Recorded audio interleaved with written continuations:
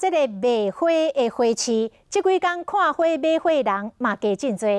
台北的花市为1月20到1月24，围落迄天的中昼12点，连续108小时营业，无要关门。过年啥物款的花甲盆栽上适合的？咱做伙来看。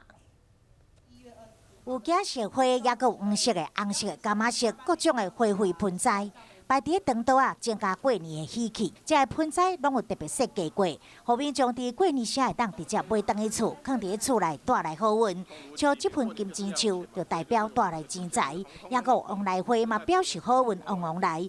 这盆开运竹带回去厝，会当开运过年当。 就是我们的蝴蝶兰，那主要原因就是因为它的外形就像蝴蝶一样，会把我们的福气带来家中。像这个我们这支菊花叫做烟火菊，它的外形就像烟火一样，新年就是要灿烂，要像烟火一样绽放。花卉的音，也有颜色水甲形体，愈喜气、愈大方、愈受欢迎。但是第一名也是代表百事合意的百合花。谐音。